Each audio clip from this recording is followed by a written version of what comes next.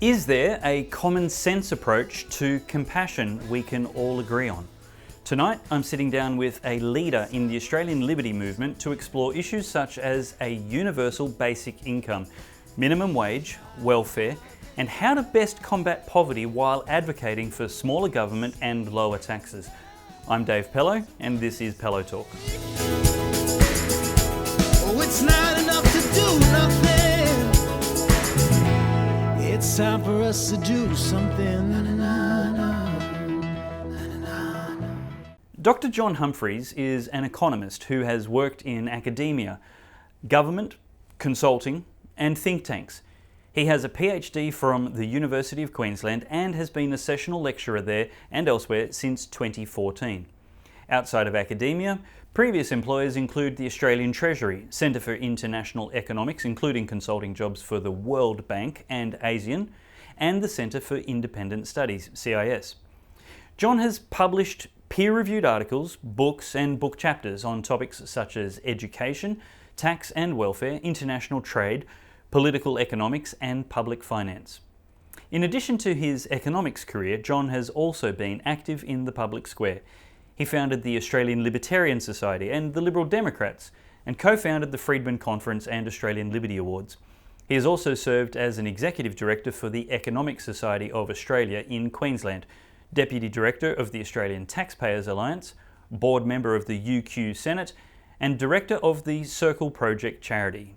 He's also a qualified Justice of the Peace, a scuba dive master, and a recreational pilot.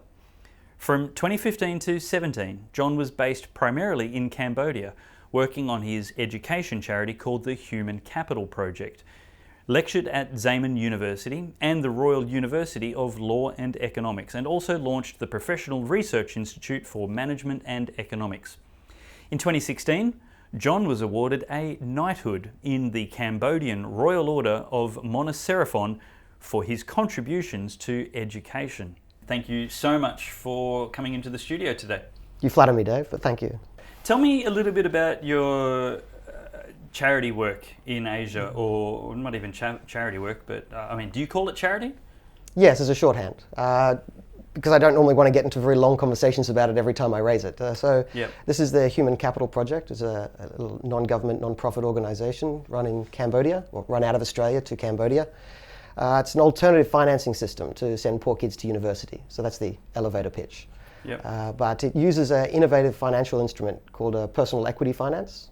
The idea is we fund the student to go to university, and they've signed a contract whereby once they graduate, they agree to pay a percentage of their income back for a fixed number of years. So that money then doesn't go to my pocket. That money is used to reinvest in the next round of students. So to some degree, you could describe it as like a pass-it-forward scheme. Yep. And that's, for the charity element, that's the interesting part. For the finance element, the interesting part is that we use a personal equity instrument instead of a debt instrument. So it's not just a loan. If you give someone a loan, they pay you back the original loan amount, potentially plus interest. Right? So most people understand that concept. Mm-hmm. With personal equity, how much you repay has nothing to do with how much benefit you received, and everything to do with how much income you earn in the future. So if someone graduates university through Human Capital Project, through this system, and they don't get a job, they just pay zero. Then the time, say 5 years, the time elapses, and that's it. They just never repay, right? So it's not a loan. There's no fixed amount they have to repay. Right. If they don't earn money, they pay 10% of zero, which is zero. If they earn a normal amount of money, then they will pay back an amount that looks probably similar to repaying a loan. But if they earn a lot of money, they pay 10% of a lot, so they pay back much more than a loan. Okay. So what this does is it changes who holds the risk of different outcomes. So this is, for people who've studied finance, it's a pretty standard discussion of the difference between debt and equity instruments. Mm-hmm. But normally that's applied to investing in a business, not normally funding a person. Fascinating. So this is funding a person through university using personal equity. So what kind of qualifications do you, what kind of risk analysis do you do on the people who you're investing in? So if we were to do this primarily for the reason of doing personal equity, we would be wanting to try and make sure that maximize the chance of the person getting a good income. But this uses personal equity, but the underlying motivation was to help poor people in Cambodia. So realistically, we're dealing with some of the poorest people in the regional areas, going to regional universities. We're not dealing with the best of the best. We have to be realistic about the standards we set and just accept that there's going to be some amount of failure and dropout in how we do things. So our minimum requirement is just that they pass school, and if we've got a fixed budget in a year, they come in, and if they've passed school, we just pick the best students up to when we run out of money. Right. And that's going to include some people... Well, that's a qualification standard. You're still looking for the best of your applicants. So two things, best and that they actually need it. So we often make the pitch at the beginning, if they have another funding option, they should use that, because the money we provide isn't just free money. Yeah. They are on the hook on a contract to pay a percentage of their future income. Yeah. If they expect to do well, and they can get their uncle or something like that to pay for their degree, they'd be better off. So actually my original pitch when I go to Cambodia is all the students who show up saying they want personal equity finance, I try to talk them out of it. Great. And anyone who I can successfully talk out of probably isn't the poorest of the poor. So I only want the people who have no other option. This is a good solution for people with no other option, and it can get the people with no other option into university in a way that's hopefully sustainable. Because as I said before, the idea is the previous graduates pay for the next round, a sustainable system that can help the people fall in between. It sounds like the best of capitalism working. I like it. I mean, I like the idea. Personal equity has been an idea that's been around for a while. We've actually got an element of the discussion in Australia. The HEC system is an income contingent loan. Income contingent loans actually came out of the discussion of personal equity many decades ago. And also it's a relatively good part of the Australian education system. What I like about this is there's no obligation on the taxpayer, because I guess one of the discussions within Christianity is tax versus generosity, and both camps are motivated by looking after the poor amongst us, those who can't help themselves, closing the gaps and making sure that there's a social safety net.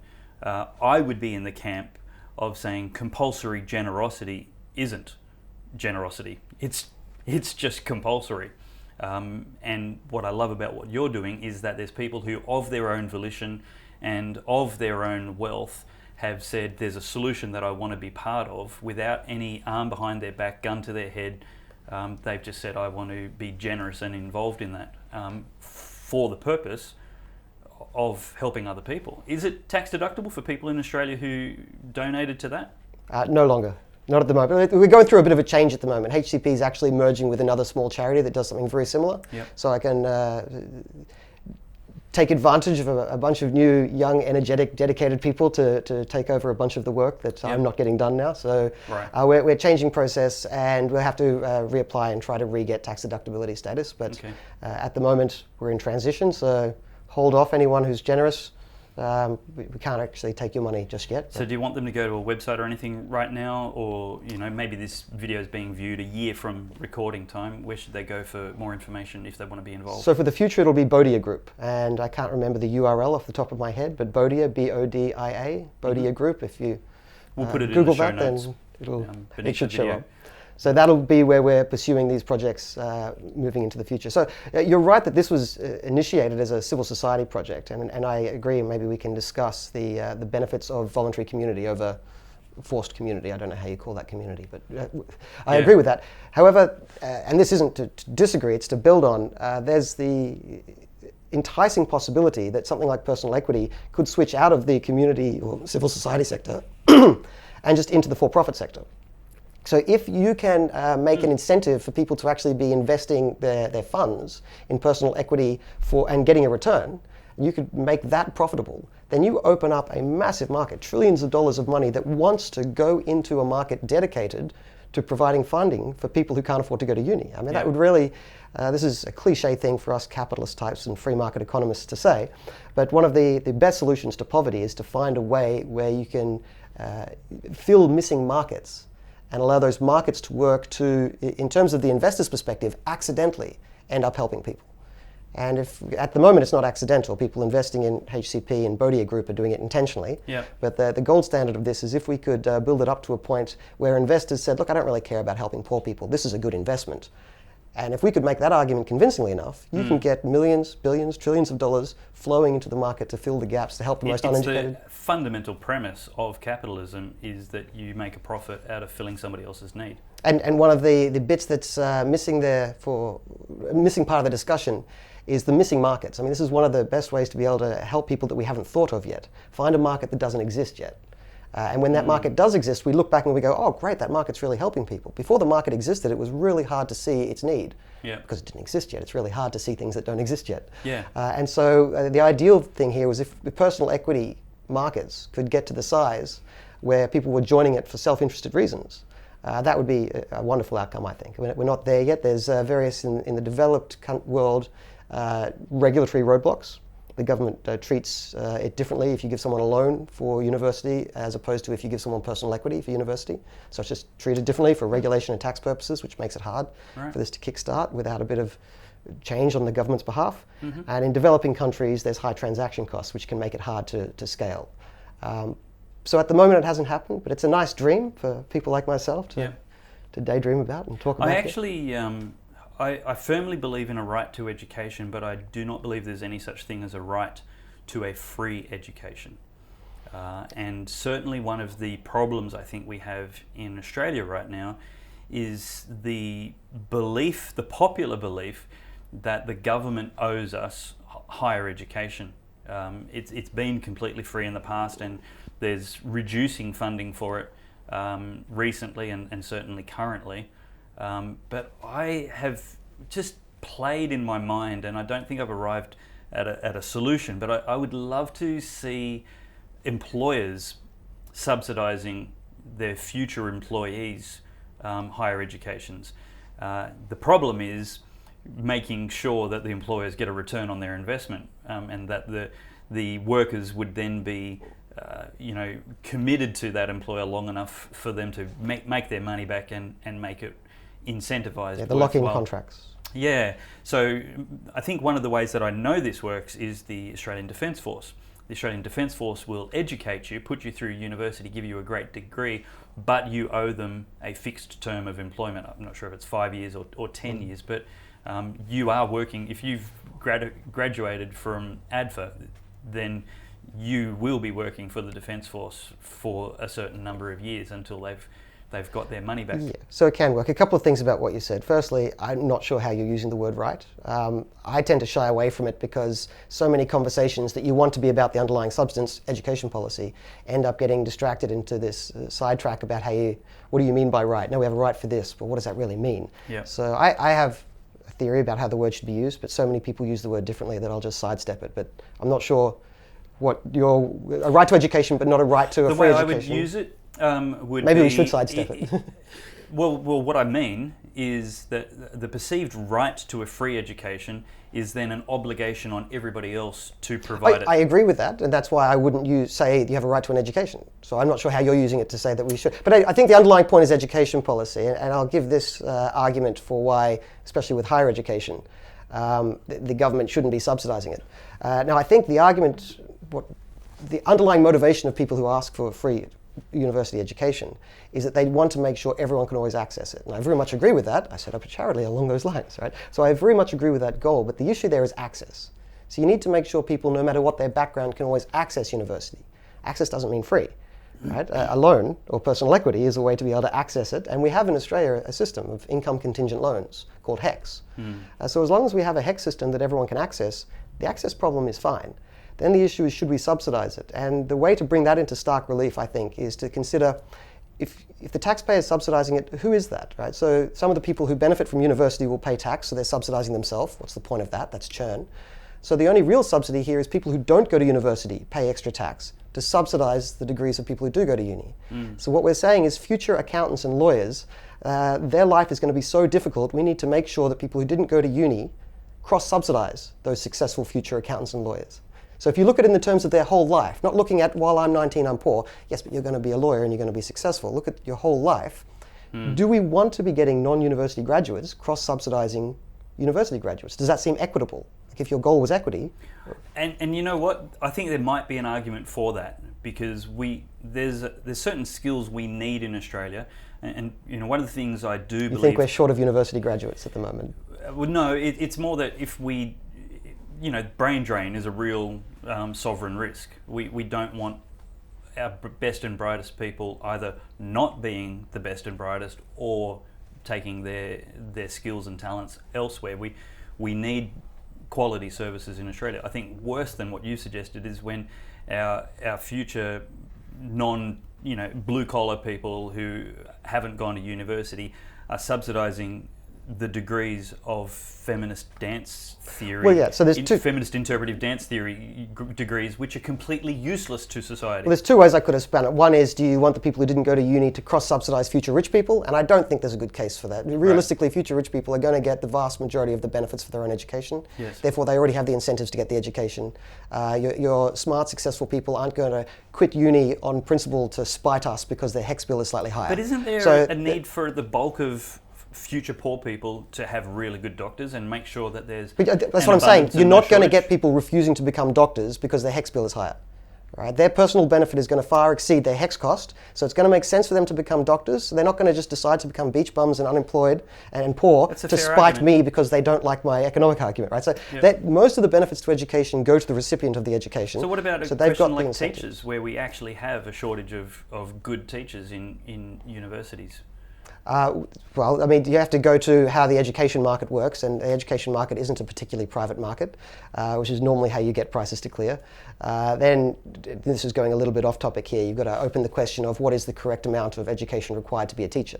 Do you actually need to spend 10 years at university studying the nuance of every beetle before you're allowed to teach people history? Yep. So I think there might be over-credentialism going on, but that's the nature of a non-free market in education, which takes us well off our topic. I just wanted to finish on the thought. One way of framing it is, do you get non-university graduates to cross-subsidise the degree of future rich people who don't need the subsidy? The other way is, do you get people who didn't go to uni to cross-subsidise the hobbies of people who are just doing things purely for hobby reasons? I mean, if you're studying something that's not going to pay off financially, then it's not human capital you're investing in, it's a hobby. Now, hobbies are great. If you have a hobby in studying lesbian dance theory, great, to each their own. But your hobbies shouldn't be cross-subsidized by people who didn't go to uni just because the uni halls are considered sacred. I mean, there's no good reason to cross-subsidize hobbies that way. Yeah. Okay, so I've heard you argue recently for a universal basic income, UBI. That sounds very counterintuitive for a right-of-centre free market kind of person. Tell me why you think that makes sense. I'm mortified. Now, that was a fun discussion with the Brisbane Dialogues. They brought on two more free market speakers and two less free market speakers, and they had, of those, one each for and against. So Simon Cohen was also brought on, CIS, from the Centre for Independent Studies, and he was arguing against UBI. I was arguing for, and they had two other speakers, less free market inclined. Now, it sounds a bit This is great because I am predisposed to be vehemently opposed, so change my mind. Change my mind session. All right, so I think one thing to clear up here is there's different conceptions of the UBI, the Universal Basic Income. And a lot of people have in their mind the very generous version talked about by prominent people on the left. I'm not arguing for a generous UBI. There are different AOC levels. And you are great friends. Yeah, absolutely, yes. You can do the UBI at multiple levels. So I'm arguing for quite a stingy UBI. And I wouldn't support a big UBI. So then the question is, well, why do that? If we were starting with no government, I probably wouldn't recommend we added it. But we're not starting from there. We have a welfare system. So what I'm talking about is how do we change this welfare system to make it work better for the people that we're saying we're trying to help. So a welfare system is supposed to be trying to help the unemployed and low-income people. And I don't think the current welfare system is achieving that very well for a couple of reasons. One is that one way we try to help people is by introducing a minimum wage. I don't think that's the best way of helping low-income people. I think it would make more sense to hand them money rather than have a higher minimum wage. And the second issue is that our welfare system creates high effective marginal tax rates. Jargon, I know, I can't help it. I'm an economist, we do jargon. But Say it again, our welfare system creates... Our tax and transfer system, I'll explain it as I go. I'm just admitting to the jargon to start with. So sure. Effective marginal tax rates, EMTRs, if I say EMTRs, this is what I'm talking about. It means for every additional dollar you earn, how much do you end up giving to the government and how much do you get to keep. So if you earn $1 and you keep 30 cents, that's you got a 70% effective marginal tax rate. Now, you'd understand what the marginal tax rate is, that's the tax rate. But for a low-income person, their situation changes for two reasons. One, they might be paying tax. Two, they're losing welfare. So if you earn $1 and you lose 40 cents of welfare and pay 30 cents in tax, you actually are losing 70 cents from your perspective and only keeping 30 cents. What that does is it creates quite low incentive for you to earn more money. And one of the big issues really spiking EMTRs in Australia, effective marginal tax rates, the incentive to earn, is that welfare is taken away at about 60% for a lot of people, and sometimes more depending on which welfare they're on. And that can end up being a large disincentive towards earning. So what I would like to do is, instead of having a current welfare system, which is actually fairly generous by world standards, I know Australians complain a lot, but by world and history standards, our welfare is pretty generous. Perspective is a wonderful thing. So take what is relatively generous, but then taken away relatively quickly. What I would like to do is give an amount of welfare that is less generous for people who have no jobs, but then take it away more slowly. Give that money to everyone to start with at a low level, take it away slowly, and then because you're taking it away slowly, what you're doing is you end up giving more welfare to people with low-income jobs. Would it? And one last part to this puzzle, right? So because you're now giving more of the welfare to people on low-income jobs and less welfare to people on no jobs, because you're giving more welfare to the people on low-income jobs, you kind of take away the rationale for the minimum wage. So this shift allows you to justify the reduction of the minimum wage, and by doing that, you actually create a hell of a lot more jobs, which the creation of jobs is going to be the best way to actually decrease poverty long-term, right? Not a handout, but actually getting people into work. Yeah. So if you can have a low UBI can achieve those benefits, getting people into work and improving the incentives to work, then I think it's an improvement over the status quo. Not that it's the best system ever. Like I said, if we started with no government, I probably wouldn't suggest it. You're talking about huge shifts and paradigms in understanding in the Australian culture, psyche, and...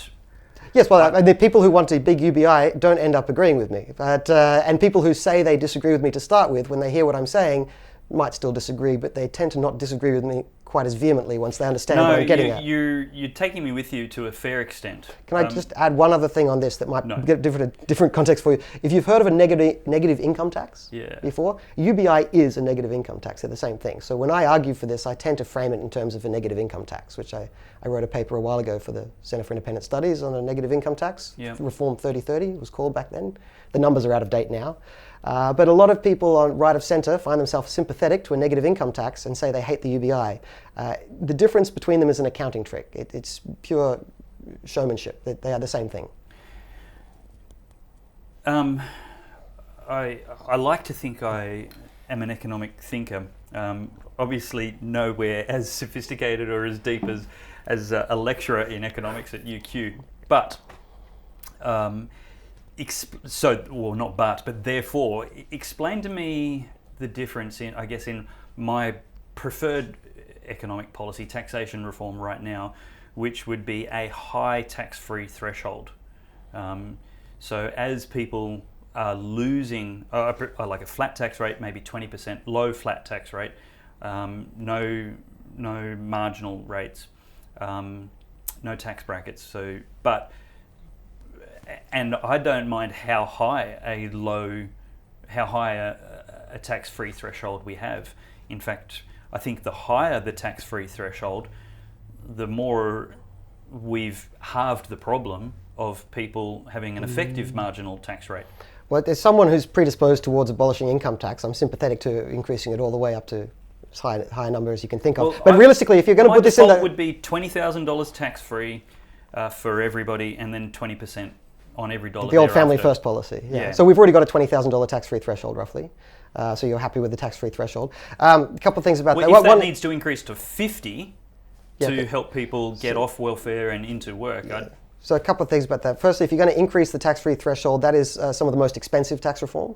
So if you were to put the parameter, the sort of real-world parameter that you can't slash tax revenue too much, every time you increase the tax-free threshold, you have to spike the marginal tax rates.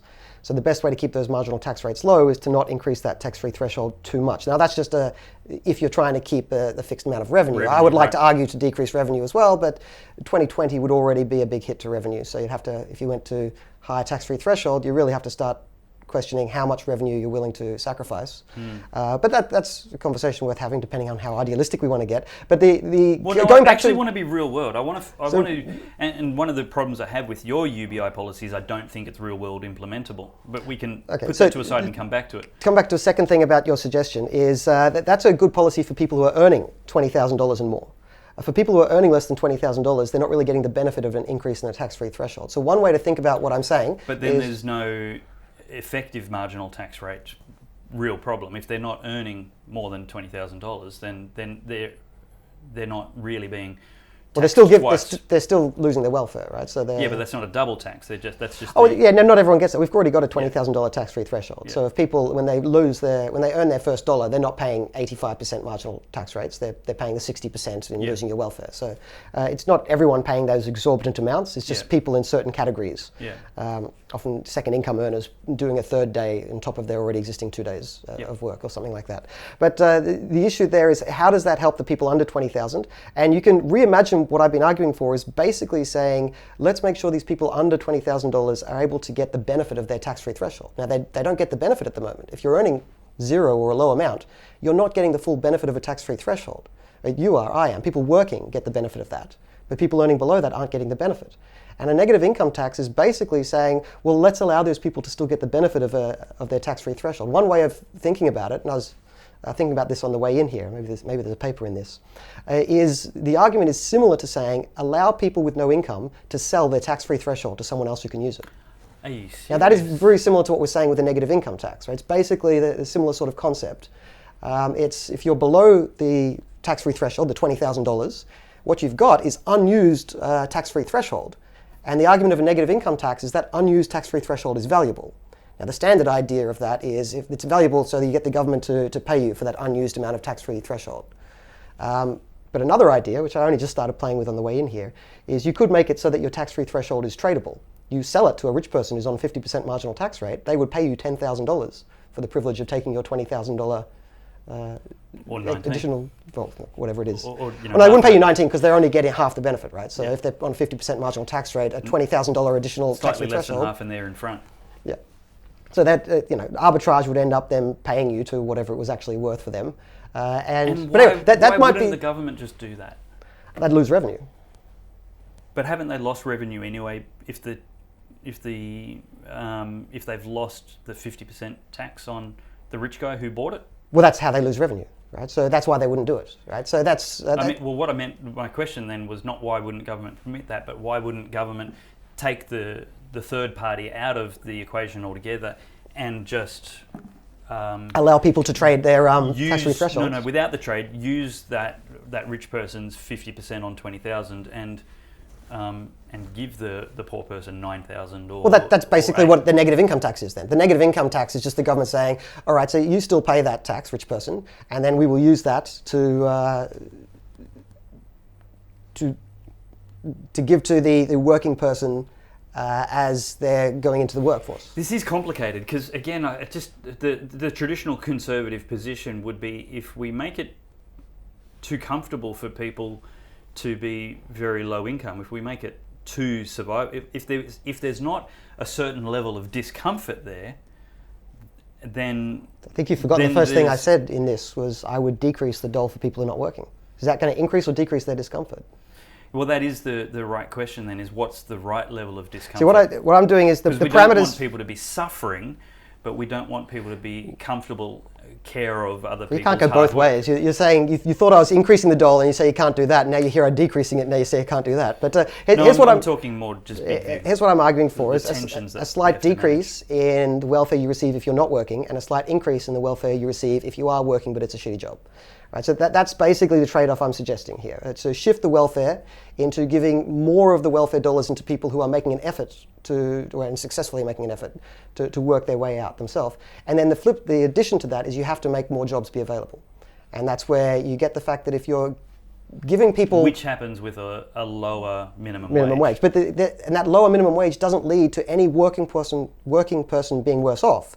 Because the working person, if their minimum wage was going to go from, say, 10 to 11, instead of doing that, instead they are given more welfare to cover the loss of the increase in their minimum wage. This is what I say about the system I'm advocating would have more welfare for the working poor, less welfare for the non-working poor. But because you give more welfare to the working poor, you no longer need to increase the minimum wage, and that creates more jobs, so more of the non-working poor can become working poor. So we've got a double incentive, more jobs and more of an incentive to take those jobs. Interesting. I'm quite sure I haven't wrapped my head around the fullness of I probably haven't explained it well. Well, no, it could be just that I'm slow. It frequently is. But I'd like to spend the rest of an hour or so talking about it. But let's move on. What are you working on at the moment with the Centre for Independent Studies? Yeah, so this came basically directly out of that discussion on UBI, and at the end of it we were asked, right, so what can you think of that would be a moderate step forward that might get agreement from the other panellists? Great question. And this was my suggestion that I hope can get broader political agreement. And I understand that my bigger idea of cutting welfare for the non-working poor and increasing welfare for the working poor, the first part of that makes it very unpalatable to a lot of people and won't pass Parliament. But I've got a smaller suggestion. And that is, you may know every year the Fair Work Commission looks into the minimum wage, and each year they bump up the minimum wage by X percent, for sake of argument, let's say 3%. And so the modest suggestion I'm making here is, instead of looking at the minimum wage increase in terms of the gross change in income, let's look at it in terms of the net change in income. So you give people a 3% pay increase, but they pay tax on some of that. So they may end up only receiving a 2% increase in their net income, or something like that. So let's focus on that. Let's focus on the net increase, the net minimum wage, I call it. And by focusing on the net minimum wage, so far all we've done is changed focus, right? But by focusing on that, we open up a new decision point. So the Fair Work Commission still makes their decision. They're still trying to make the worker better off to the same amount. Nothing's changed there. But now there's two ways of achieving that. Because by focusing on the after-tax minimum wage, the two ways to achieving that are just increase the minimum wage as normal, which we already do. It's the same system as we have now, no harm, no foul. Or change the tax transfer system. Introduce something like an earned income tax credit or a refundable tax credit. And that way you've improved the outcome of that working person, but without increasing the minimum wage. How does that work? The actual device? An earned income tax credit is basically, it's a tax credit, and if you're not paying enough tax to get the benefit of that, it's refundable. So it's very similar to the family tax benefit. Okay. So it's basically, you could think of it as, adjusting the tax transfer system as a shorthand to admit that for some people it would look like a tax cut, for some people it would look effectively like a handout. It would depend on the individual circumstances of that person. But either way, it would be the government stepping in to improve their after-tax income position. So their after-tax income position would be improved exactly the amount required by Fair Work Australia. So no worker would be worse off, so this is why I think this might get political buy-in. But it could potentially be done in a way that doesn't increase the minimum wage. Now, this sounds... Which then is good for productivity, for employment. Might just do a little spiel on that, because it sounds a bit abstract and mean. I understand it sounds mean. I don't think so. It doesn't sound mean to you. I'm getting this more easily. But well, this is just a watered-down version of my UBI argument. But it's... Just to put some context on it for the people who might not have thought too much about minimum wage laws. You imagine people are only willing to employ people if those people bring in an amount of productivity at least as high as their wage. Right? So if people are bringing in $10 worth of productivity and you're forced to pay them $15 an hour, you simply won't employ them because you'd be making a loss by employing them, and most businesses aren't charities. Right? Most of them like to make money. So some jobs are lost. Now, not necessarily a huge amount of jobs, and there's huge debate in the literature, but the literature is fairly conclusive that some jobs are lost. And there's debate about the exact size of the elasticity. The correct term here is the minimum wage elasticity of labour demand, more jargon. But roughly speaking, it's about 0.1 to 0.3, or negative 0.1 to negative 0.3, with the higher number actually coming from a paper written by Andrew Leigh. Labour MP, used to be an economist. And when he was a real economist, he did some interesting work in labour economics, and he found a minimum wage labour demand elasticity of negative 0.3. Now, that doesn't mean anything to anyone. I'm just establishing the background in case people want to check this. Here's the takeaway. I'm getting to the takeaway, right? And then you can come back. So that's the jargon in case you want to go and check this. If you want to go and idiot check or confirm what I'm saying when I can make a conclusion, it basically means every year you freeze the gross minimum wage, you'll get about an extra 100,000 jobs in the country. So that's the takeaway using Andrew Lee's number and just maths. He used to be a centrist back when he was economist. I think I don't know where he's gone now. Okay, but he was Labor. He's Labor man. So just say that again for slow people like me. For every year you freeze the minimum wage, you get 100,000 people. Roughly 100,000 new jobs. So I probably should have led with that instead of leading with the jargon. But that is the important takeaway. Sure. That, roughly speaking, it's slightly different each year, and it depends what the increase in the minimum wage would have otherwise been. But roughly the difference is 100,000. So even if you find that you just disbelieve the elasticity and you think Andrew Lee is an evil right-wing rabid exaggerator. When was this report published? Before he went into Parliament, so quite a while ago now. But the nature of demand... 15 years ago, I'm guessing now. The nature of the elasticity doesn't fundamentally change. So it's still the best number we have available in Australia. But even if you disbelieve it, you think Andrew Lee is exaggerating right-wing extremist, halve his number. If you halve his number, and you've got no reason to do that, I mean, that's the dishonest thing to do, but let's allow people their dishonesty, halve the number, and that's 50,000 people finding a job. And that sounds like a statistic. It is a statistic, and statistics can sound boring, but that's 50,000 families that could be the difference between their quality of life, what they can do with their life, which healthcare they can get. I explained the disproportionate unemployment of youth by the minimum wage. It's just a simple reality that their experience and productivity is not worth as much as an adult's. And so if you can get an adult for the same minimum wage as an 18-year-old, a real adult, somebody 25, 30 years old, versus some guy who's 1 year out of school, for the same minimum wage, you're not going to choose the guy with no qualifications, no experience, and no training. Yeah, there's, like so many things in life, Milton Friedman already said it more eloquently than either of us, that a minimum wage is more correctly understood as forcing businesses to discriminate against low-skilled workers. Exactly. You're forced to pay whatever it is, let's say, using the American debate now, you're forced to pay $15 an hour.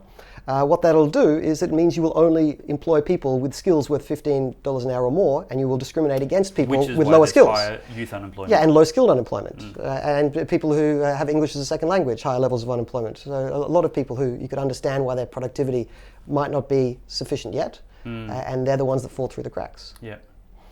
So that's the that's the end point of this pitch for a net minimum wage. And so you're essentially suggesting we can solve that without forcing people to discriminate against less skilled people by introducing a tax credit or a handout like family tax benefit, a fortnightly payment for people who are in that lower income.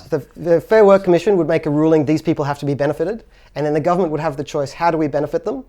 Do we benefit them by increasing the gross minimum wage like they always did, right? So that's the history. Which will cost at least 50,000 jobs a year. Yes. Or do we achieve the same benefit for the worker by changing the tax transfer system, which would have a cost. There's no such thing as a free lunch. Yeah. It would have a cost to the budget. But the government would have that choice each year, right? So if the budget was too tight that year, they could fall back on the gross minimum wage. But if the budget had the space to be able to do that year, the government could pick up that cost, free up business to be able to employ an extra 50, 100,000 extra workers, and we would be able to get that benefit in the workplace. So the fact that, it's a third rail of politics, IR reform, right? And IR reform has gotten to it seems it's been put in a too hard basket, and that's because no one wants to admit that any worker is going to be worse off. Yeah. But I think this suggestion doesn't leave any worker worse off. We're saying we're factoring in the idea for this to be politically viable, we have to make sure every person who's a beneficiary of a gross minimum wage increase, we make sure they still benefit from this system. Yeah. But they can benefit and take away that political argument against it while we can still achieve the goal of creating more employment. Yeah. So I hope that's acceptable to a broad swath of the political spectrum. I think it should be. And this is, like I was saying before, I can be quite radical sometimes when I've got my philosophical hat on, but occasionally I like to ask the question of what ideas could I get past someone who normally disagrees with me? Yeah. And I think this one could work. So I'd be interested to hear the feedback from many of your listeners who might be more of an economic lefty. What is the downside? Why not take these extra 100,000 new jobs? And this is the fundamental rub, is that it's not that right of centre people don't care about the poor. It's that we care about the long-term consequences of helping the poor while we help the poor. We really want to be that, provide that safety net for the people that need it, not let anybody fall through the cracks, extinguish extreme poverty in our nation and homelessness and all of those, terrible social ills, while not letting people just be lazy. Yeah. And I mean, it's a bit of a, we've probably said this and heard this ourselves 1,000 times to the point it's become a meme, but it's a truism worth repeating. And the difference between people isn't that half the population wants the poor to be poor. It's not an attack on poor people, it's an attack on the strategy currently used. And most people on the free market side of things aren't hoping poor people stay poor, ha ha ha, we get to make money. It's, we think there's a different solution that works better to actually and there's improving people's lives. An inherent envying to the language that people on the left use when they say things like the gap between the rich and poor is getting bigger, instead of focusing on the fact that the poor are getting richer. Yeah, you notice the change in topic though. I mean, this often happens. If the topic is poverty, insufficient assets going to people on the bottom of the spectrum, and you want them to have more resources, you want them to have better resources. That's quite a different topic to inequality. I mean, you can have perfect equality with everyone with $1 a year. That's perfect equality. Is that what people want? Or you can have massive inequality, but the poorest person has $1 million a year. Now, both of those are silly extremes, but they're silly extremes used to point out that if you think about it, you search your soul, search your heart, what is it you care about? It's deprivation. Yes. You don't want anyone to have deprivation. Equality. It's got nothing to do with comparison. Equality isn't unimportant, but it's a different topic. And merging these two topics, because they do this by showing inequality is high, and then they show a picture of a poor person. Well, wait a second, one topic at a time. We all agree help the poor person. Let's go and find the best way to do that. Now there's a topic of inequality. It could have costs, but it also has benefits, and it's really hard to balance, and it's not clear how we fix that without ruining things that are far more important. And that's a different topic, but then because you've said that, they point back at the poor person. Yeah. But no, I agree. Let's find a system to help the poor people. Yeah. And equality is a slightly different conversation. So that's a frustrating, it's maddening also in the Australian context, because some of the statistics used, called poverty measures, are measuring inequality. So the standard poverty measures reported in Australia aren't measuring that you don't have resources and you haven't been able to get more resources. They measure how far are you behind the average. So if the average is going up, it looks like poverty's gone up, even if poor people have more resources. And it's a frustrating discussion because the control of language from the left has led people to not be able to truly understand what's going on. Language is incredibly important. It is, yes. So given that both people on the left and people on the right both want to help end poverty, especially extreme poverty, and the debate is more about how and strategies, what do you think is a really great right of centre, I hate using the word right wing because it's so often used pejoratively, but let's say right of Stalin, strategy to actually help? What's the real problem with poverty solutions, and what's the solution to the problem? By the way, my dodge on that is I self-describe as free market or a classical liberal or a libertarian, so I can then avoid saying left or right at all. But that's my dodge for that. My dodge on that is I describe myself as Christian. That works. I don't want to be left or right. I just want to be Christian. What would Jesus do? And I don't mean that tritely. I mean that incredibly profoundly. But to the question. To the question. So there's two streams of answer there. One is the one that's more often given by people in my position, and I don't think it's untrue, and I will mention it, but that is the free market is the greatest tool that's ever brought people out of poverty in history of humankind. I mean, the introduction of market reforms in China starting in the late 70s, early 80s, has brought like a billion people out of dire poverty. Not like I can't afford the next Xbox poverty, but $1 a day poverty. Most of the country used to be in that, and then over the decades following the market reforms in China, most of the country is out of that sort of poverty, which is a remarkable story.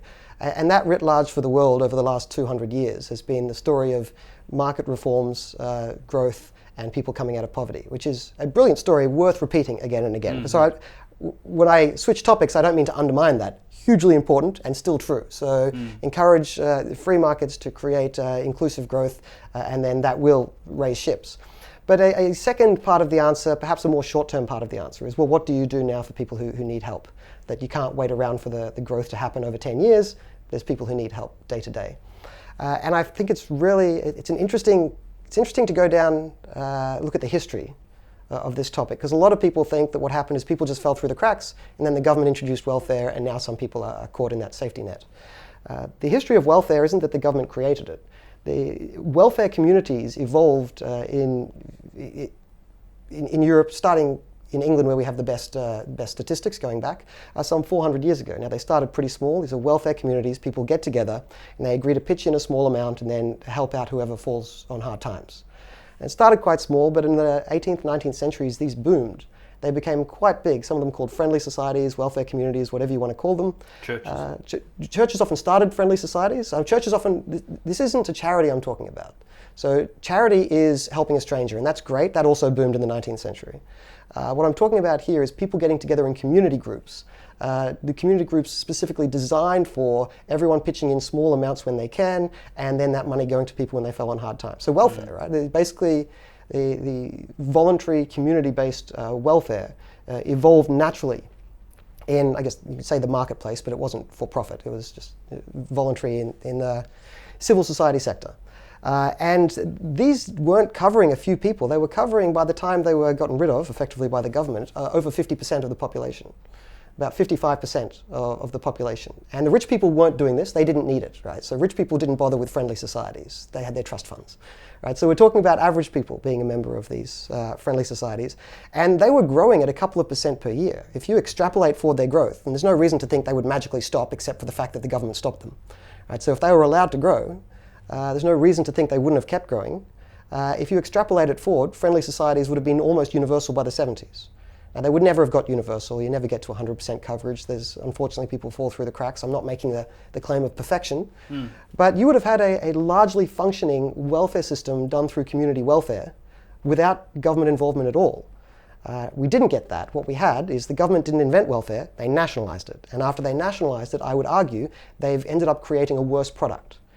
And when I say that the government's welfare is worse as governments inherently do. As they generally do. And when I say this, a lot of people expect me as one of those evil free market economist types to start complaining about the welfare system requires higher tax rates. And yes, it does do that, and that's not a good thing. But I think it's really worth just focusing on the quality of the welfare.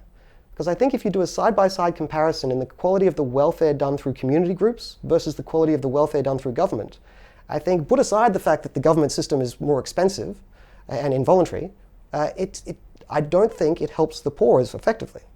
And I think this is an understudied thing, an underappreciated thing. So I think it's worthwhile focusing that shift to how you do that welfare better. And you need to think about how that welfare is done. So again, I admit community welfare will not be perfect. Nothing is, right? Some people will fall through the cracks with community welfare, but some people fall through the cracks with government welfare. So let's not let utopia be our yardstick here. Yeah. Let's not let the perfect be the enemy of the good. You know what, my understanding is that Japan is very similar to what you're describing. That, and I've got a friend who's white Australian like me, married to a Japanese lady and spent a long time living in Japan. And what he's explained to me, and I haven't verified this with sources or data, but and I don't know if you know, but essentially there is government welfare in Japan, but it's the safety net to the safety net. The culture in Japan is that your family looks after you, so, and you're actually questioned, or your family is questioned when you apply for welfare. Why aren't you looking after your family member? Because it's just expected that welfare first solution comes from your immediate and then your secondary communities. So this is one way for people to get a mental hook on the idea. Is a lot of cultures in the world already have extended family groups that play a role similar to these community groups. I would say the community group idea is a little bit different in that families you're born into, community groups you choose. Community groups can then compete against each other to offer better products, and that competition also drives down the costs of coordination sometimes. So you do have a problem if welfare is entirely or mostly provided through the family. You do have the issue of some capture. You can't just trade in your family very easily, or at least you shouldn't. And we certainly have generational welfare problems. But to give people an intellectual hook on welfare not done through the government, yes, a lot of people, extended family groups do that. I would say community groups are even a step better than that, because then you start having the benefits of a community group that cares about each other, helping each other without compulsion. But you also have competition between community groups, because if they want the members, they're going to have to offer the best product. And that competition will tend to drive down the waste in the welfare system and make sure that the products are being most effective to help the people in need. But going back to... So you're talking about contributors, people who... everyone's pitching in because they join yeah. a welfare group, sometimes in the 19th century often called friendly societies. You join a friendly society and it wouldn't just be a welfare group. You would meet up once a month. You go to like a backyard barbecue at someone's place. One great little story I read is it's only one story, but it helps to put a face on the idea. Right now, if you lose your job, if you're sick, you can get some welfare, you can get some sick leave, and the government stamps a piece of a check and hands you some money. That's nice. Under the Friendly Society system, if you got sick, had to take some time off work, the Friendly Society pitched in. Maybe not always as much, but they pitched in. But then someone from the community comes round every week with some cookies, asks you how you're doing. Right, tells you the latest gossip. So if you think about the effects of welfare recipients, of welfare on the recipients, it can be quite alienating. People can feel isolated, dehumanizing, isolated from community. Whereas under Friendly Society, it was the exact reverse. You were being brought in, and why is that? The person helping you isn't a random paid employee of Centrelink stamping a check. It's your neighbor, it's your cousin, it's the person that you go to church with, or the person you meet at the backyard barbecue every second month. They're actually a real person that cares about you and you care about them. There's relationship. And so it actually builds community that way. So instead of the current welfare system through government being corrosive for community welfare builds community. And now you said government killed these community groups and friendly societies. Well, they effectively nationalised it. They took over. That happen? They took over providing for free, which means taxpayer funded, things that were the raison d'etre for a lot of the friendly societies. So one of the big reasons the friendly societies existed, one of their main products, was offering healthcare. So if you were sick, they sent a doctor around. If you were sick, they paid you some money while you were sick and couldn't work. That was one of the main things they did. The government comes along and says, I'll give you a free doctor, then why do you bother joining the friendly society? So they took away a lot of the reasons for these community groups to exist. Okay, so now what I'm getting from you is that people join friendly societies not out of benevolence, but out of insurance. Yeah, they're not charities. Right? I tried to draw that distinction earlier. Charities existed in the 19th century and they boomed, and that's great. But I'm not talking about charities. Right? A lot of people joined charities, gave money to people who needed. Community groups were like your neighborhood group. Everyone from your neighborhood or everyone from your workplace. Like a co-op, buy-in. Yeah, basically. So it's a very communitarian idea. Right? People who are communitarians without being socialists should be sympathetic to this idea. And the underappreciated part of the discussion is that it really did help build a stronger community, the bonds between people. It's easy for us economists to get caught up in the numbers and get caught up in this improved growth and this improved employment. Now this is very parallel to something that I would have an insular exposure to, and that is the welfare nature of churches for centuries, looking after certainly their own members before government welfare took over, but also the strangers in immediate circles of influence and the town even. To what extent are you researched or knowledgeable on that changing Churches dynamic? played a big role in this, as did families, right? Families, churches, and community groups all played a huge role in helping people in need. And you'll note it's very uncanny, it's not a coincidence, that when people in need were just given a free check by a stranger, suddenly the incentive to hold together families, churches, and communities decreased. And then families, churches, and communities decreased. And I don't think that's a good thing. And a lot of people say, how can we get back divorce rate and single parent rate? Yeah, and people say, how can we get back the families and churches and communities? And of course, maybe you'd say as an economist or a free market economist, of course I'd say that. But the single best way is to recreate the fundamental incentive that drove people there. So I have a bit of a controversial. I'm singing hallelujah to what you're preaching right now. It's well, you might not like this one. Here's a controversial opinion. Challenge. I think that churches should be spending more time on improving the welfare of the people in the church. I think firstly... not hating it so far. Well, okay, well, the flip side of that, because that's only saying the upside, you've got limited resources, what I'm saying is spend less time helping strangers. Now, I understand at the moment, a lot of the churches... I'm with you still. Okay, maybe it's not you I'm arguing against. There's someone out there that will be shaking their head. That my views may be non-orthodox. I find, given the decline in Christianity in the West, one of the pushbacks by younger people is saying, no, our religion's good, look at what we're doing for all these strangers. I think that's the wrong way to go. I think they should be increasing what they're doing for members, and that increases a sense of community around the church. And one of my criticisms of the church, here we can disagree, maybe. One of my criticisms of the church is that I think they've been too quick to require people to actually believe what they believe before embracing them into the church community. Fair. And I think one of the things I find disappointing is the wrong word, sad about the trajectory of the West is I think there is more of a role for non-theist believers in church communities.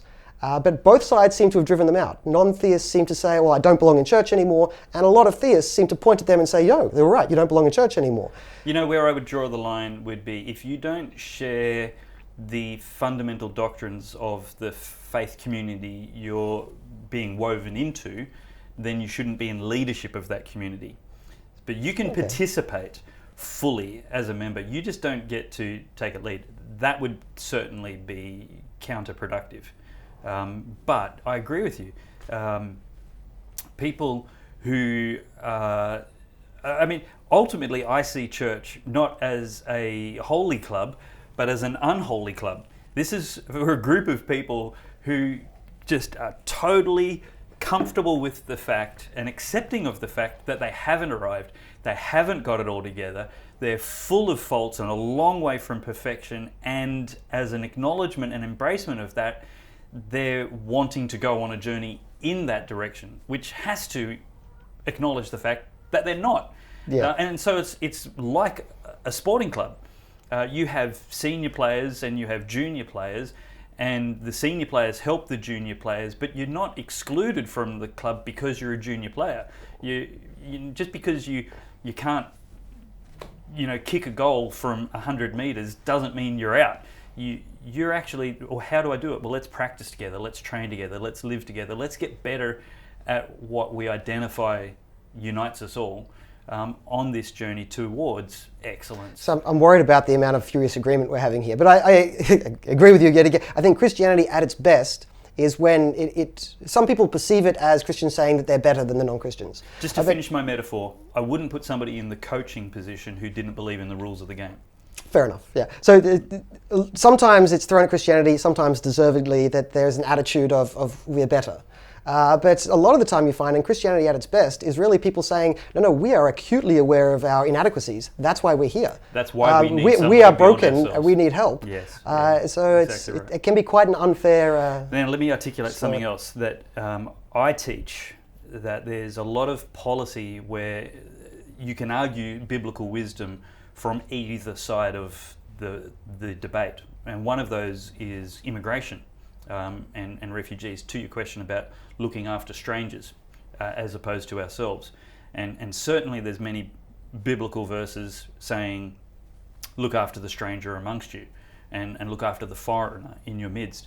But there's also verses that say, he who doesn't look after his own household is worse than an unbeliever. See, pick you up on a part of that sentence, amongst you, in your midst. I think it would be a great idea for churches to say we're helping people here, but then you don't stop who's here. Let people walk into the church. My point is the other side of that welfare reality, without contradicting it, is that there are concentric circles of influence and relationship. And the closer somebody is to you, for example, members of your own household, they're your highest priority in looking after. And in looking after the people who are furthest away from you, if you betray your duty to the people who are closest to you and fail to look after them adequately, then you've missed the degrees of responsibility that we each have. Community-based version of clean your room. Basically. Yeah, very much. So, yeah, I'm totally loving what you're saying. So and I would love to get our churches, my church, your church, back to the level where we actually go above and beyond our obligation to government welfare and start looking after I would love for the single mothers, the widows, single parents, not to make it too gendered, but those people, I would love to make sure that they are, I guess, start from the bottom. Nobody in extreme poverty, then nobody in poverty. I guess the pointed part of what I'm saying, which would be controversial, disagreeable to some people, is instead of the church going out and finding single parents, I think there should be an incentive for those single parents to go and walk into the church. And if they walk into the church, help them. Right? You don't have to sign up to the church, but walk in, you come to the church, and what it does is, I'm not trying to convert them, that's not really my goal, I'm not a theist. Community. But it creates community, it creates a sense of these are the people I'm in this journey with together in my neighborhood. 100%. And I think we want to create more incentives for that. And unfortunately, the big difficulty is the government provides, at the moment, a antiseptic but overly generous, I would argue, version of this that takes away the need to be involved in community. Yeah. You can just hide in your basement and never speak to a person, never have community, and still get the check sent to you. And if I can be evangelical at the same time as agreeing with you, I would say that conversion would not be rare while not pursued, simply flowing naturally out of relationship. Well, as I told you community. before, I've started to showing up to a church, and I'm not a theist, but practicing what I preach now, thinking that it's a good way to engage with your community. Awesome. And as I said to my pastor, look, I like the idea of people like me being here. Of course, once I'm here, I expect you to try and upsell me. I mean, that's your job. But we can both walk our paths. Yeah, that's brilliant. I think that's fantastic, and it's what's the opposite of dissonant?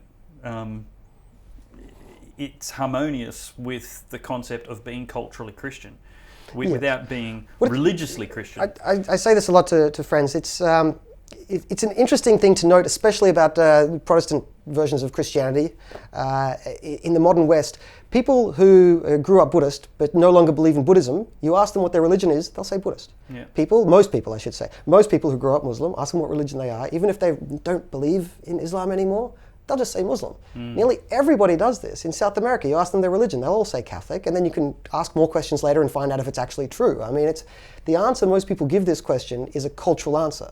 Yep. They're telling you my cultural is Buddhist, my parents were Buddhist, I go to temple occasionally. They're not telling you their literal belief in the doctrine.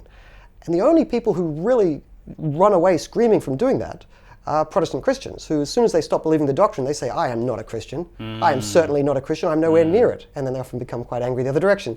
I like that idea of like the Buddhists and the Muslims and the Hindus, when they stop believing, it's still generally accurate to say that you are broadly in the Christian culture. And then you can start arguing the details if you want. So then I don't sign up to the theism, and then we can argue about that if you'd like. But it's been an interesting journey for me, but I don't know whether it makes sense here. I would like to live in a world where it made sense for me to call myself Christian again, despite not being a theist.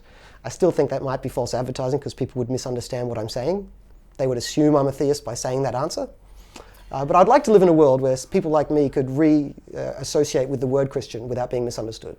Yeah, I think there's a commonality of people who call themselves Christians and have, I guess, a deficit of the real relationship with Christ that I would say defines Christianity. But I think the helpful distinction is culturally Christian. And I think there'd be a few thinkers who appreciate the distinction, but you might have to still explain that to a lot of people. The way that Catholics, I think, use it is add the word lapsed.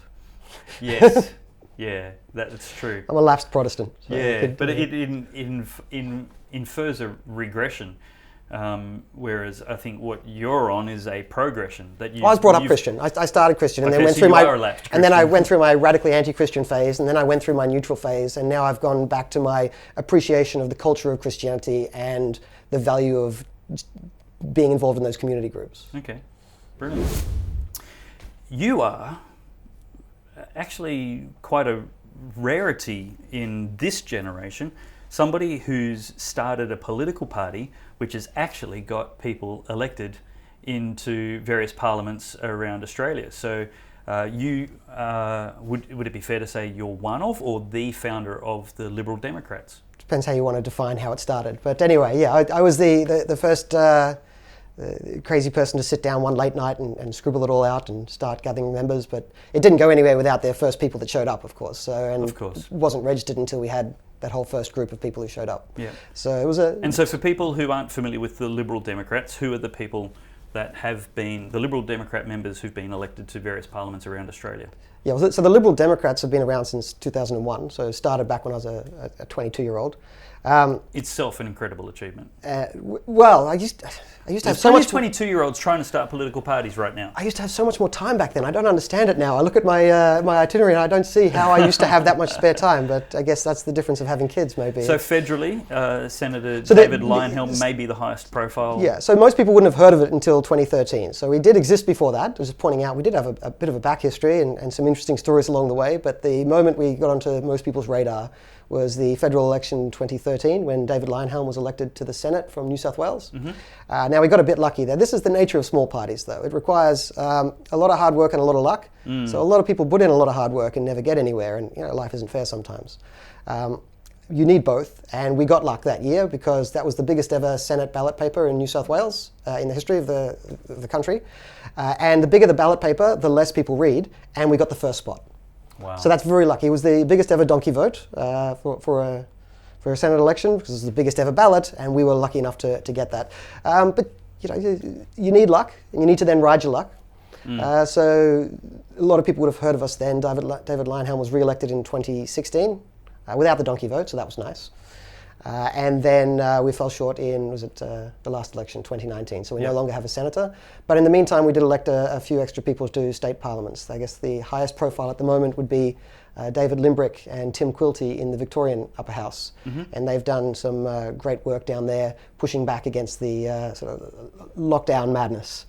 Well said. For Victoria. So that's... If not understated. Well, I'm not on the ground in Victoria, so I don't know it as well as them, but we also had, to complete the story, Aaron Stonehouse elected to the upper house in WA, and some other close shaves in various other states. So that's 4. 4 have been elected. David's out. So David was also briefly replaced by Duncan Spender, so that was another... our senator for a few months. So we've had 5 people elected at state and federal level. So the other person that I'm aware of who started a significant party in Australia and is still alive is Andrew Evans, who started the Family First Party in South Australia many years ago, which did very well and got quite a few people elected both federally and at least to the South Australian Parliament, and obviously got consumed by Cory Bernardi's. Yes, well, Bob Day and David Leyonhjelm used to work together quite regularly, at least on fiscal issues, on economic issues. When Bob Day first left the Liberal Party, I gave him a call and tried to nudge him towards the Liberal Democrats. It would have been a good recruit for you. We probably had a bit of a difference on some social issues. So the obvious difference between Family First under Bob Day and ourselves are the social issues. As a Libertarian Party, there's a bunch of social liberal policies that might not fit as easily in a sort of conservative Family First. But Bob Day and David Leyonhjelm got along quite well philosophically on a lot of economic issues, and I like Bob. I thought he was a reasonable person, open to ideas, and right more than wrong, even if not always right. But who is? Well, exactly, and I think that's the way, I'm happy to say idealistically, I think parliaments should work, is a whole bunch of individuals who are genuinely reaching a consensus without these party, closed ranks positions, and that's a different discussion. But Kumbaya, Dave, kumbaya. Yeah, I think that's that genuine contest of ideas where you have a lot in common and you just hash out the differences. I don't know if it's worth jumping down that rabbit hole, but the pushback Perhaps not too much. we're running out of time. The pushback I'd give there is I think a lot of people keep trying to think how they're going to fix democracy. I'd put to you that a lot of the negative outcomes we get from democracy are because of the nature of it. To some degree, it's unfixable. Well, I think some of the negative outcomes are because of people trying to fix it. It's such as the Senate reform. I think that was atrocious. No, that was a ridiculous idea. It was, but the idea. I think a lot of people see a bad outcome and they think democracy isn't working correctly. Democracy doesn't tell you you're going to get a good outcome, and indeed, the nature of democracy creates pretty poor incentives. Right? The best way to get elected is to trigger people's fear or unrealistic hope. If you can trigger that, if you can offer stuff, well, a lot of people... Pork barreling's very effective. Yeah, you'd be surprised actually that there's been research into this. More people vote for what they think is the good rather than vote for their own good. They often end up correlating the two because what you see a lot, what you're involved in, you see a lot of. But if you ask nurses why they support policies that directly lead to them getting higher income, very few of them actually believe it's for selfish reasons. And it probably isn't. Like if you search their heart, they're not saying, I'm greedy, I want to raise, I'll vote for more health funding. They're saying, every day I go into the hospital and I see the shortfalls, I want those fixed. But it's accidental greed in that they've got a myopic view of where resources are being allocated. They see one shortfall, they don't see the other 99 shortfalls, and they get biased that way. But I think accusing the voters of just being too greedy, it can be true, but I don't think it's the fundamental issue. The fundamental issue is the incentive structure that for how you get people to vote for you. And that is by triggering fear. Against your position is that politicians don't seem to understand it. They seem very invested in the things you did say as well, manipulating fears and emotions, but certainly they seem motivated to appeal to people's the pitch to increase welfare is the pitch to get rich people to vote for them. I mean, by and large, that's they're pitching to people who aren't needing the welfare, saying that we can be generous. I can do the generosity for you. I don't know that that's true. Yeah, I agree that some people on the welfare might also appreciate it, but there's not that many people. You don't think so? I mean, compared to the total voting public. Anyway, we're probably getting caught in the weeds. Let me agree with you part way and say some people vote their pocketbook. I'm not denying that anyone does it. Yeah, I'm just adding it to the list. That your list was fine. Historically, selling unrealistic hope with promises that you can never fulfill and fear are two great ways to get elected. Not right. And if that's the inherent incentives of democracy, not an accident, the inherent incentives, then that's what you expect to get, and that's what you get. And that's why you have these fear campaigns. And half of these people will disagree with, but I think a ridiculous and hyped fear campaign on how on climate change, and I think it was a ridiculous and hyped fear campaign on terrorism. And you might disagree with me on that one. I think it's a ridiculously hyped and exaggerated fear of guns and a ridiculously hyped and exaggerated fear of drugs. And when you find these things and you can get people's fear zones running, then we can protect you from the fear. It's a great way to get elected, but it leads to a lot of selling of fear that I think exaggerates the fear. The most salient example of that of the last year was coronavirus.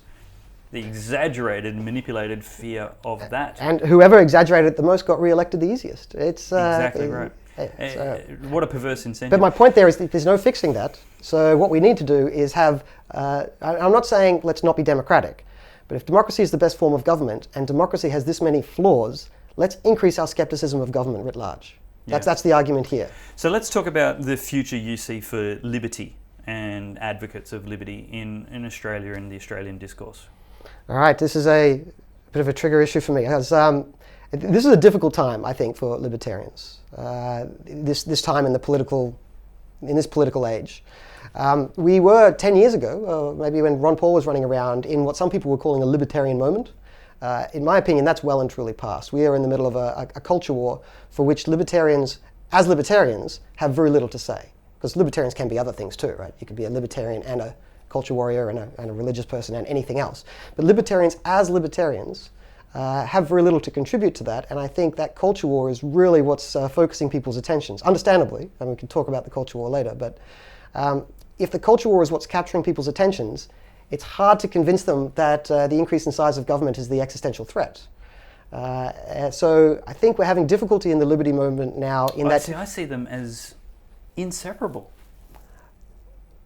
Explain? Well, the culture war is all about authoritarianism. It's all about totalitarianism. Yeah, imposition of alternate belief systems. Now, it's a battle between worldviews and belief systems, but it's the imposition of one and the criminalization of the other. I don't think that's the underlying fault lines. I asked this recently. Let me give you my example. The recent legislation in Victoria, Queensland and ACT, but worst of all in Victoria, banning so-called conversion therapy, that is the worst of authoritarianism and the worst of the culture war in one bill. There can be crossover. I mean, there's flaws in the bill, I agree, but there's a lot going on in the culture war that isn't legislative.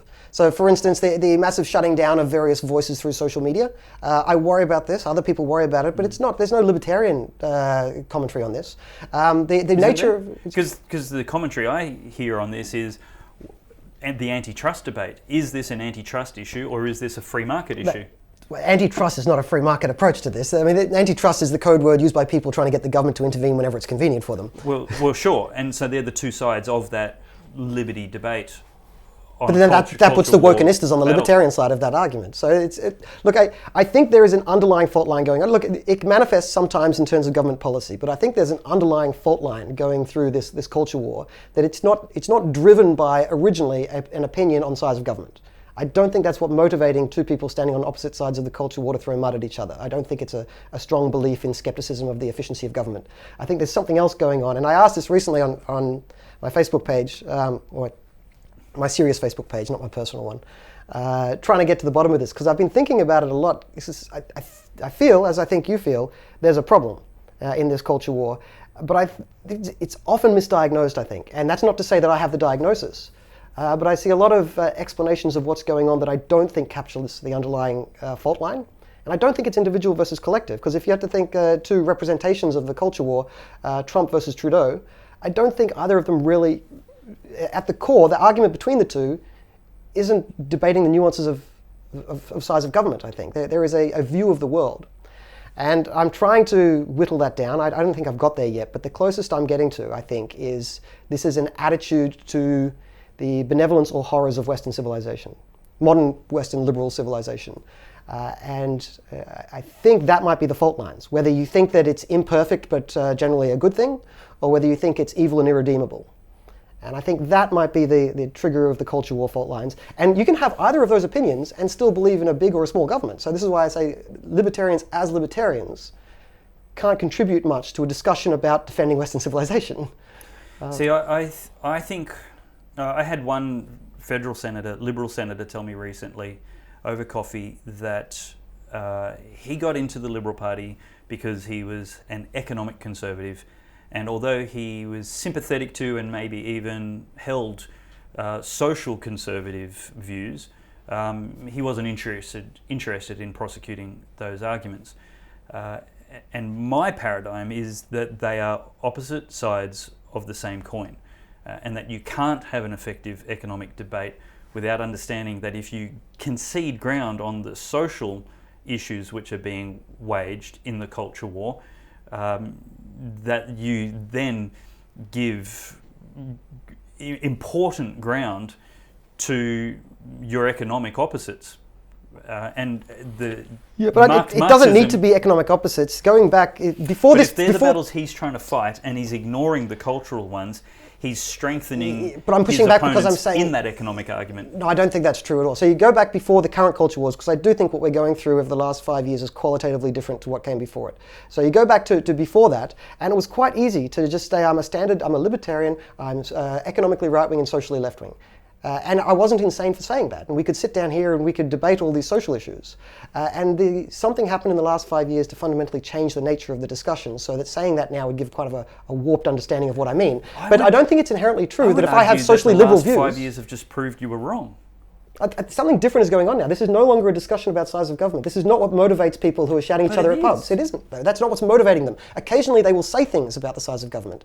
But this is not what when they look at the other person and say you're wrong, someone on the wokenista side is looking at them and saying, you don't understand the sin of your civilization. I think you're missing the forest for the trees, and I'm glad we're disagreeing finally. I think that if we were committed to liberty, then these arguments about social side would reduce to live and let live. If you can persuade me that you're right, that's fantastic, but at no point will it be, entering into either of our pro-liberty minds that regulating one of these views and enshrining them in legislation would be appropriate. I'm not saying they're not doing it. I'm saying they're not being motivated by that. Now, this is a really helpful distinction. I can't remember who said it, maybe Jonathan Haidt, but anyway, I'm probably misattributing it to it. People approach politics in one of three different ways fundamentally. Liberty versus coercion, which is the way I often see things. I've historically seen things, maybe you do too, and that's the way people who see things most starkly as big versus small government very easily see things this way. I like that approach. But some people see it as civilization versus barbarism. It's typically known as the conservative viewpoint. And then if you're supporting the barbarism, you're the baddie. I would say if you support coercion, you're the baddie. And then other people see it as oppressed versus oppressor. Now, I think the culture war has a high degree, the people pushing the wokenista side of the culture war are very much on the splitting up the world into oppressed versus oppressor narrative. And if that's their narrative, they're not being motivated by a position on the liberty coercion stream. Now, I know they end up, by nature of their behavior, falling on the coercion side. But if I'm arguing back saying, no, liberty instead of coercion, they're not hearing me, because they're not understanding that we're having a different conversation. And to go back to the original thing, I think 10 years ago, there was more of a liberty coercion discussion going on in the public sphere. And in that discussion, that's the time for libertarians to shine, right? I mean, that's the time we have something important to say that people might not have heard before, and some people are going to agree with but don't know they do yet, and so we need to be out there. And that's the moment that works well for the Liberal Democrats or people like me. But just going to say that, so what I think's happened is that liberty moment's passed, And that makes a really difficult time for libertarians, because if everyone's speaking about civilization versus barbarism, oppressed versus oppressor, and we're sitting at the side saying liberty coercion, people saying, I don't care about the discussion now, it's really hard for us to sell. The second reason this is difficult, I'm sorry I talk a lot, but the second reason this is a difficult time for libertarians is not only is our discussion not the motivating discussion of our political time, in my opinion, but also a lot of libertarians personally. So as libertarians, they might not have anything to say, but libertarians aren't just libertarians, they're also people. So a lot of libertarians are taking very strong sides on the culture war issues. And you are finding a bunch of wokenist libertarians, and you are finding a bunch of anti-woke libertarians. And they're finding over time, I think some of them, are that the culture war debate is more important to them than the liberty debate. And so they're saying, instead of, we used to see right libertarians, left libertarians, we could shout at each other in the pub, but at the end of the day we realized, well, it's still us versus those coercion people. At this point, I see more and more woke versus anti-woke libertarians deciding that the other side of the woke anti-woke discussion is more important than being a libertarian. And I'm seeing people leave the liberty movement saying if they're on the woke side, they point to some anti-woke libertarians and saying, well, if those people are libertarians, I'm not. And vice versa. You find some woke libertarians and the anti-woke libertarians are saying, well, if that's a libertarian, I'm not. Because what's driving them now is this, some of these people, is this culture war issue. And I worry that that is to some degree hollowing out the liberty movement. Now this worries me because I still very much believe in the liberty movement, and I think the culture wars will pass.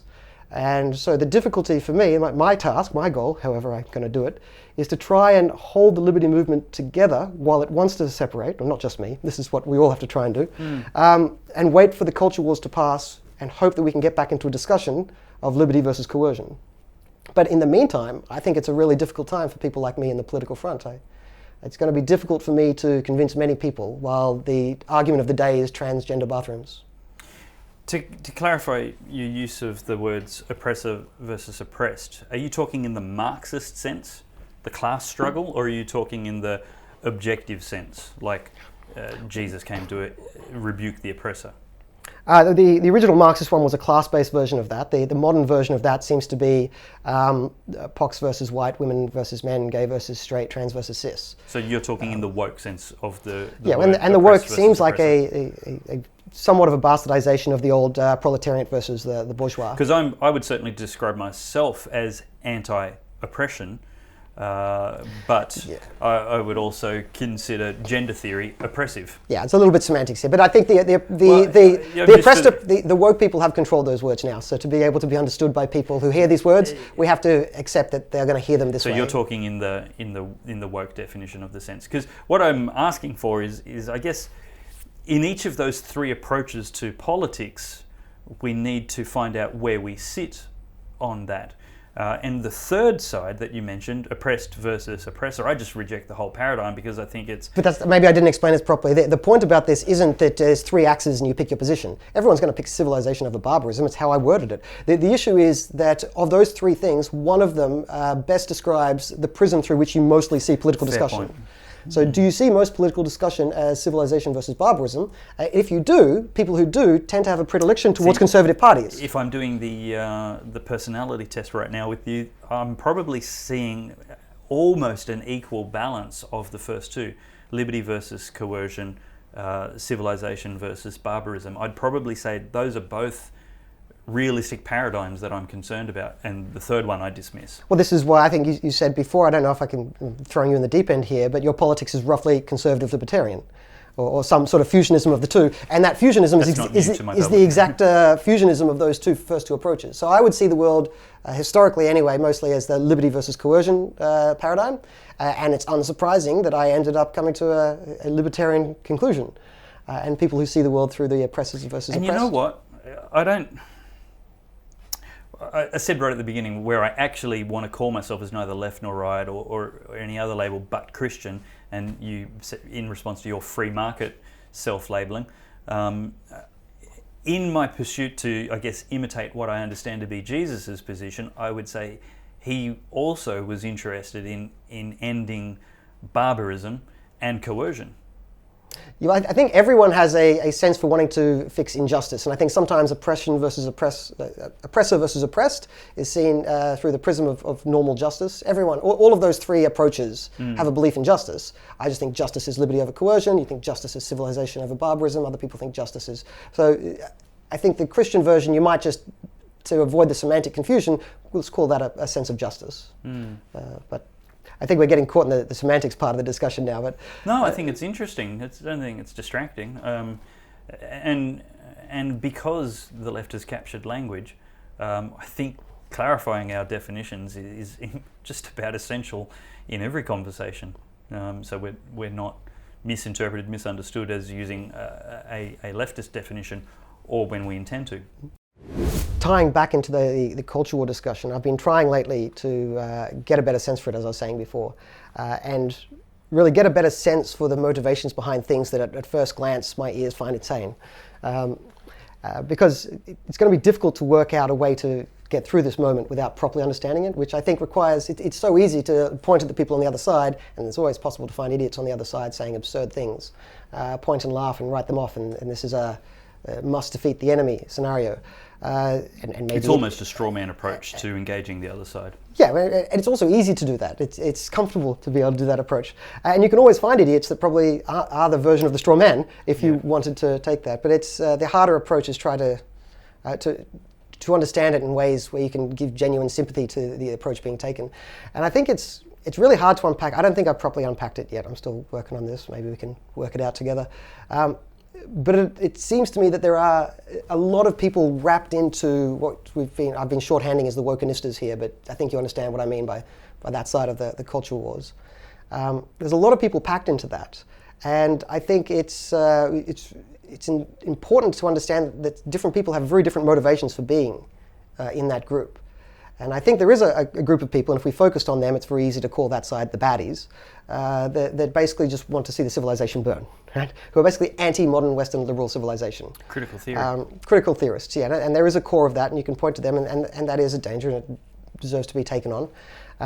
By the way, the caveat, I keep saying modern Western liberal civilization, because Western civilization, which I'd like to say, which is shorter, but that involves a lot of different things. So feudalism was Western, Nazis were Western, communists were Western. So I mean specifically like the liberal Western order that describes like Australia and America, most of Europe. So some of them I think just find that repulsive. They think that's bad and they want to tear it down. And I think when we see that, then we see some people then perceive criticism of the current order as coming from that starting point. But there are a lot of people who criticize things to improve them. Right, so the liberal or the Fabian approach, a lot of, and I'm not saying I'm Fabian, I'm not a Fabian socialist, but I think I can give them this credit. I think the classical liberals and the Fabian socialists saw the civilization they were in and said, this is okay, I like my civilization, I think I can improve it. I'm criticizing that, and the purpose of my criticism is to improve it. Now, I think the critical theorists, the purpose of their criticism isn't to improve, but to destroy. And so if I'm right, there's a couple of things that need to be highlighted. One, for people who are worried about the wokenistas, it's important to draw a distinction when you hear something. Is that coming from a position of criticize to improve or criticize to destroy? And especially the conservative mindset, I'm projecting here, I think doesn't appreciate the criticism of the civilization they're in. Libertarians spend half our time criticizing the conservatives, so we're a bit more used to it. But I think it's really, you might not like the criticism, but I think we could draw a sharp distinction between is that criticism coming from a place of a good place, or coming from wanting to undermine the whole system. So the Fabian socialists, you might not agree with how they want to improve things, but I'm going to a fundamental motivation. They might want to introduce bad policy just because they don't understand economics, but they still want to improve the situation. And so I think we need to do ourselves the service and do other people the service of differentiating, because if you argue against the critical theorists as if they're being genuine, you're wasting your time. But if you also don't take seriously the Fabian socialists because you think they're all critical theorists, then you're doing them a real disservice, because they are genuine people trying to improve the system. Define a Fabian socialist for me, because the Fabian society, as far as I know, is essentially a critical theorist. I'm just using it as a shorthand for people who want the government to control the economy, but they don't want it through revolution. So they don't want to destroy the system and rebuild something. It's what I think the Russian Marxists used to call the economists, or the mere trade unionists, the people who are merely trying to help the proletariat, as opposed to understanding you need to have a revolution and burn the whole system down. Right. So the people who want a big government but want to do it bit by increasing tax and another handout, I think are wrong, but I think are motivated by improving the system. Yeah. The people who want to burn the system down, I think it's hard to have a genuine discussion with them about politics, because they're only having the discussion to try and undermine the discussion, to try and ruin the politics. The two words I use all the time to advocate effective debate is civil and sincere. So what I'm looking for in anybody I'm talking to, whether we agree furiously or disagree furiously, is somebody who will articulate that engagement with sincerity and civility. And so, yeah, I totally get it. We need to hear what the person is saying without putting them in a pigeonhole necessarily. But then, as you say, there are some people who are just not sincere. Such as the critical theorists. They just burn the place down. Cultural revolution, and if it takes 8 months of burning, looting and rioting a la Black Lives Matter Incorporated, then so be it. That kind of counterpart in a conversation is not sincere and not worth 2 cents of your time. So I don't know how to do this, and your audience probably isn't the one that needs to hear it, but what I would love to do is be able to convince a lot of the people on what I'm calling Fabian as a shorthand, or classical liberals, or people who see... Let's go with classical liberals. But classical liberals are criticising the status quo for a very different reason to Fabians. That's why I've included them both. They're criticising it for different reasons and want to take it in different directions, but they're both criticising the status quo, which in normal settings would still annoy a conservative. So I would like to get more of the people who are criticising to improve to be aware that sometimes they are fellow travellers with people who aren't criticising to improve. Because I see a lot of this pushback from my left libertarianish friends. And they come back to that, but we could always improve. And I say, well, yes, we can, but are you sure that that's what the people you are holding hands with and marching down the street with, are you sure that's what they want? And if we can somehow have a clearer understanding, not just from us so that we can act more appropriately, but also from the Fabian classical liberal criticised to improve people, if we can get them to appreciate that some of their fellow travellers now are no longer criticising to improve. Some of them are criticising to burn the system down. And I think at the moment, some of my left libertarians, the response to me would be, no, they're not, right? John, you're exaggerating a threat of a boogeyman out there. And I think if we were talking 10 years ago, they'd have had a better argument. And so I think it's the emergence of the strength of the critical theorists is something that's sort of come along. A perfect example of that would be the Women's March in America. And there would be lots of sincere people in that march. There would be lots of them. How can we genuinely improve the lot for women in Western civilized society? But then you have people who take the stage like Madonna, who says, let's put a bomb in the White House. And there's nothing either civil or sincere about that. And she actually means, let's burn the whole institution down because Donald Trump got elected. Yeah, I don't really care too much about what Madonna says. I'm not going to cry. She's a placeholder for that. No, critical I theorist. understand, but it's easy to point to stupid things that figureheads are saying and say that's an outrageous thing to say. But they're turns of phrases, and I'm not going to. I don't want to play the same game of people pointing to a colourful turn of phrase that the left does sometimes to people on the right and say you genuinely meant that. What I'm illustrating is how representative but I agree with your underlying would that point. have been everybody in the Women's March? I agree with your underlying point that there's a lot, and this can be something that the anti-wokers sometimes get wrong, because you engage a lot with the critical theorists. It can be easy to just think that's the only argument happening.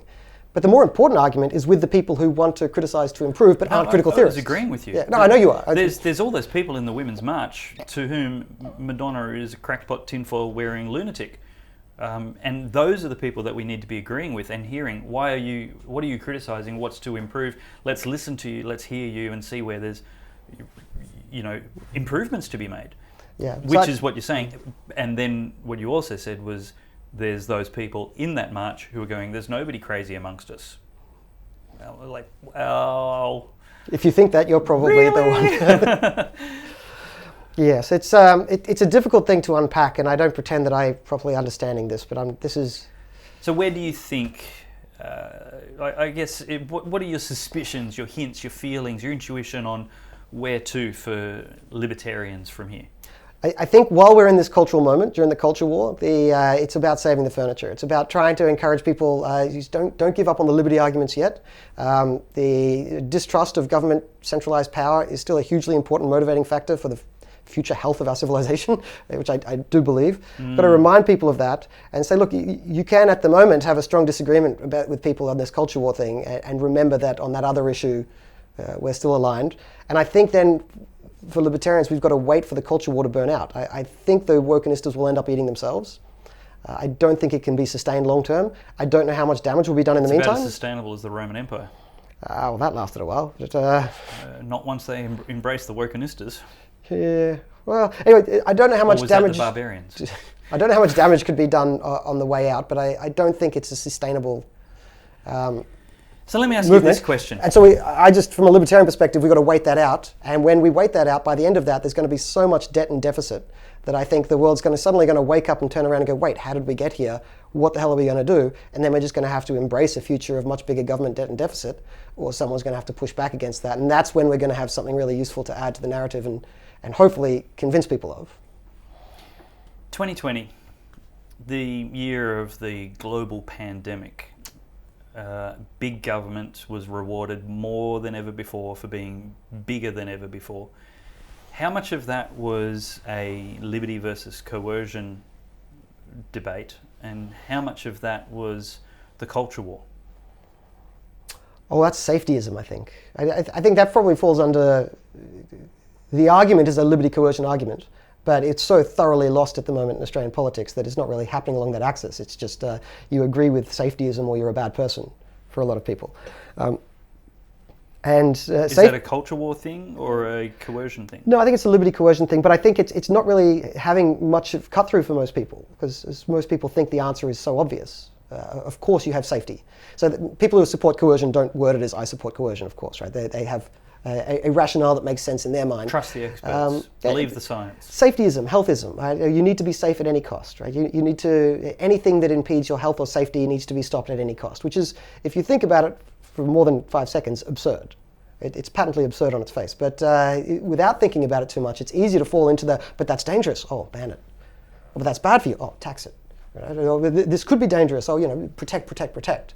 Which is the mentality behind a lot of policies that a lot of people accept, right? We didn't really talk about drug policy. We might disagree on it, but I think a lot of that comes from safetyism. Smoking policy, it's bad for you. That's basically what it comes down to. Yes, it is, right? Riding a bicycle without a helmet, push that further, riding a motorbike without a helmet. I mean, a lot of these things come back to, but that's not safe. And yes, it isn't safe, but life isn't safe, right? I mean, no one gets out alive.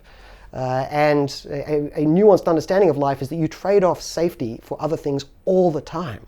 All the time. You can't get through life without doing it. If you drive, you're doing it. So we all do it. But we live in an age now where the appeals to safetyism is very politically persuasive. It seems like a gut instinct for a lot of people. So obvious. It takes a lot of pushback. Isn't this a self-amplifying loop? Because the politicians get votes by appealing to promoting safety, and so they then amplify the message that we need to be concerned about safety. Yeah, well, remember, as I was saying before, the two big motivators is unrealistic hope, or any hope, but I mean the best way to win that is to give unrealistic, massive hope that everything will be perfect tomorrow, and fear. And safetyism fits in with fear, right? You exaggerate the fear, then you offer to make them safe. It's the 1-2 punch that works in politics. But it's more than just working in politics, because if it worked in politics, why didn't it work 100 years ago? And to some degree it did. But it seems to be escalating. And part of this, I think, is an issue. I don't know how to fix this at all, but first to try and properly understand it. It's like a safety inflation. We were evolved to have a certain degree of concern about the environment around us. If you didn't have that concern, if you didn't have that degree of fear, you got eaten by the saber-toothed tiger, right? I mean, it's evolutionary helpful to be a bit worried. As we've solved those problems, we've solved the saber-toothed tiger problem, that we've done through cultural improvement. Our genes don't evolve that quickly, so we still have this instinct to have a certain amount of fear, which was evolutionarily helpful without this modern culture. But in this modern culture, we've kind of solved the saber-toothed tiger problem. We've solved all of the problems that justify the level of fear we have, but we've still got this built-in level of fear. So we now just direct the fear to the next thing, which is a smaller and smaller actual risk, right? The risk is getting smaller, but we still need to direct our fear somewhere. So goes this argument that you're never actually going to decrease that fear, but you've got less and less to worry about.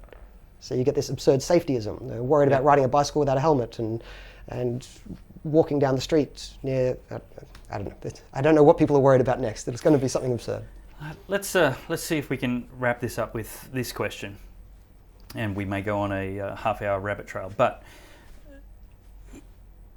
To what extent would you agree with the statement that the libertarian philosophy or ideal, the libertarian appeal, is essentially best appreciated by a more intellectual, more sophisticated thinking voter market, and therefore inherently limited?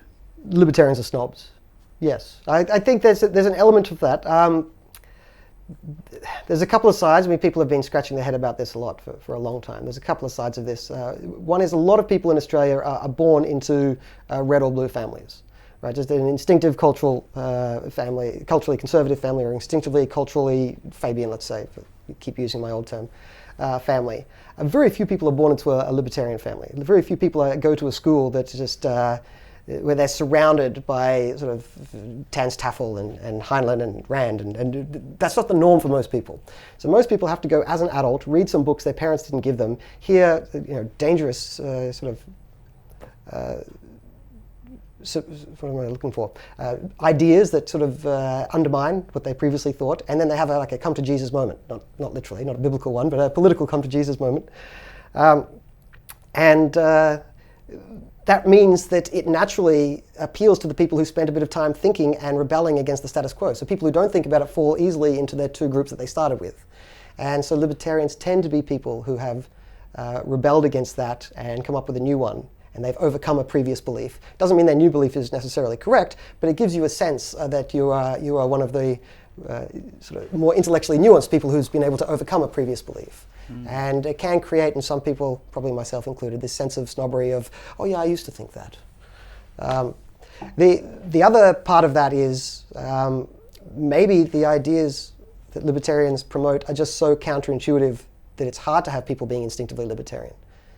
So maybe it's cultural, in that people are just born into liberal and Labour families.